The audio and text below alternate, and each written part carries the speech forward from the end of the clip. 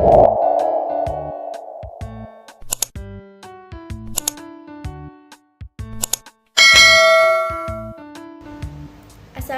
warahmatullahi wabarakatuh. Halo teman-teman semua, di sini kami dari kelompok 6 pada perkuliahan Bahasa Indonesia. Di sini kami akan membawakan materi yang berjudul teks ulasan buku. Sebelumnya kami berterima kasih kepada Ibu Profesor Dr. Hasna Faiza ARM yang telah membimbing kami pada mata kuliah Bahasa Indonesia kali ini. Di sini kami dari kelompok 6 yang beranggotakan 4 orang. Yang pertama yaitu saya sendiri, Maika Amelia, sebagai moderator.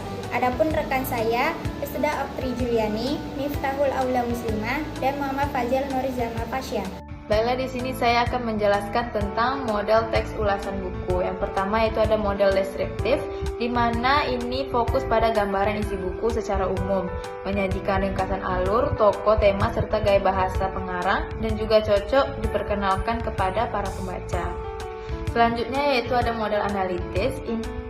Model analitis ini lebih mendalam dengan menguraikan kelebihan dan kelemahan buku, menyoroti struktur cerita, penokohan, konflik, hingga relevansinya dengan kehidupan nyata, serta biasanya dipakai dalam dunia akademik ataupun kajian sastra.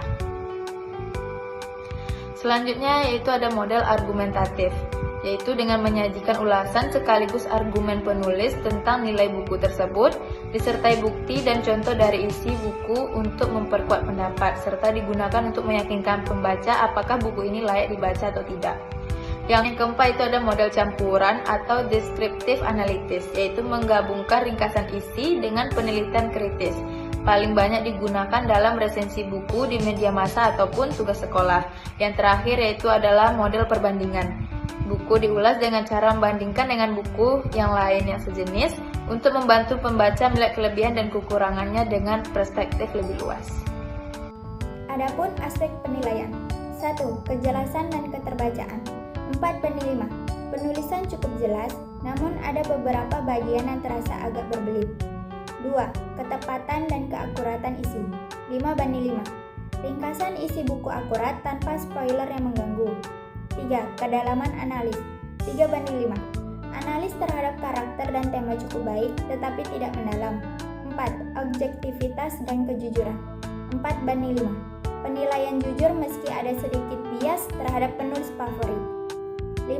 Kritik dan rekomendasi. 4 banding 5.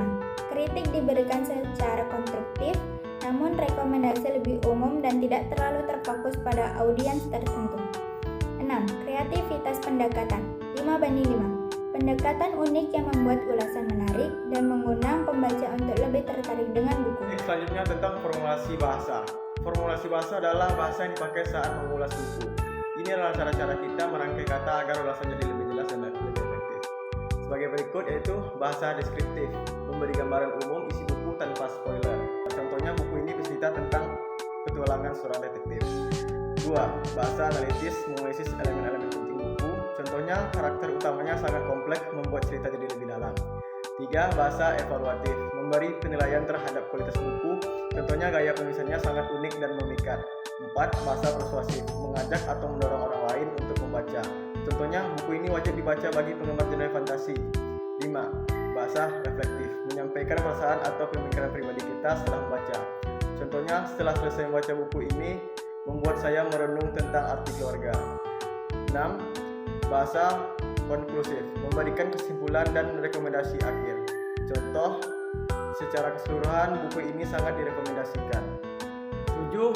Bahasa komparatif, membandingkan buku yang diulas dengan karya lain. Contohnya, alurnya mengingatkan saya pada novel populer tahun 90-an.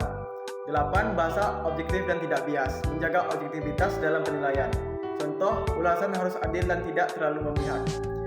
Jadi, dengan memahami semua ini, kita bisa membuat ulasan yang tidak hanya sekedar komentar, tetapi juga informasi dan bermanfaat bagi pembaca lain. Berikut adalah beberapa manfaat utama dari teks buku ulasan. Yang pertama, memberikan informasi tentang buku. Bagi pembaca, ulasan buku memberikan gambaran umum tentang isi buku, sehingga pembaca bisa memutuskan apakah buku tersebut sesuai dengan minat dan preferensi mereka. Tanpa ulasan, pembaca mungkin akan kesulitan menentukan buku mana yang layak dibaca. Jika bagi pengarang bisa mendapatkan umpan balik tentang bagaimana karya mereka diterima oleh pembaca. Ulasan bisa memberikan wawasan tentang kekuatan dan kelemahan buku mereka. Yang kedua, membantu pembaca menentukan buku mana yang tepat. Banyak pembaca yang bingung memilih buku di antara banyaknya pilihan yang ada. Ulasan bisa memberikan rekomendasi atau peringatan, sehingga pembaca bisa memilih buku mana yang sesuai atau yang tepat dengan genre, tema, atau gaya penulisan yang mereka sukai. Yang ketiga, menyampaikan kekuatan dan kelemahan buku. Ulasan yang objektif memberikan informasi yang berguna mengenai kekuatan dan kelemahan buku. Pembaca bisa mengetahui apa yang diharapkan dari buku tersebut dan apa yang mungkin membuat mereka kecewa.